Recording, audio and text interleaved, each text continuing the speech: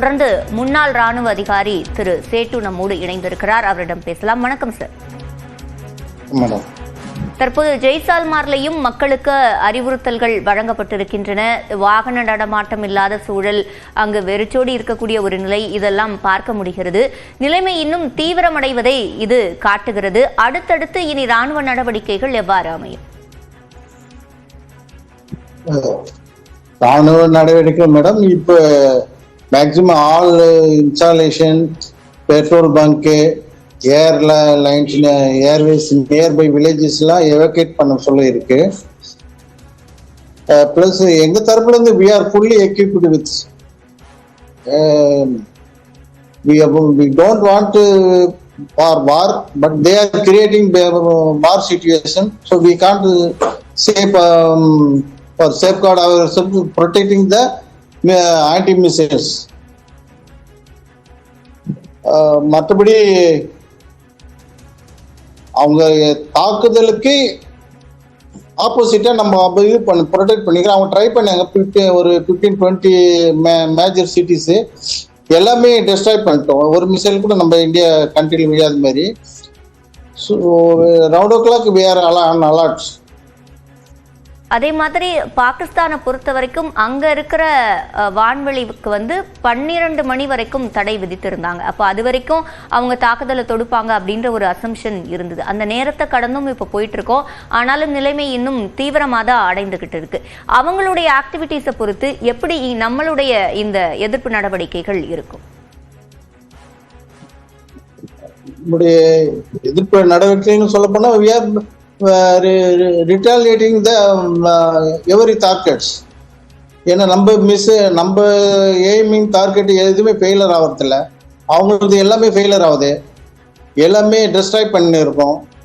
So அதனால we are fully equipped, fully prepared for to face anything.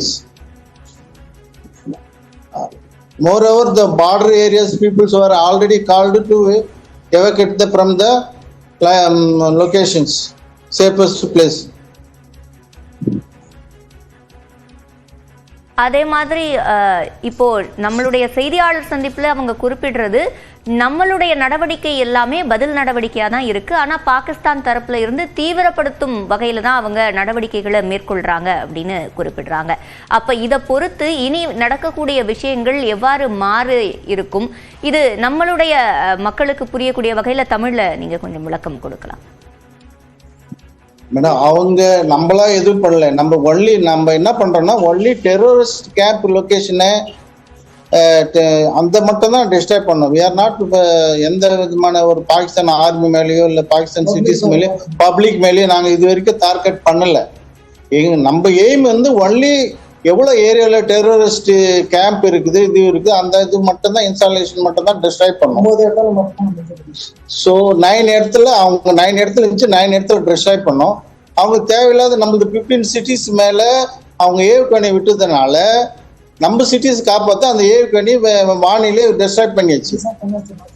So night 1 o'clock night destroy பண்ணிச்சு.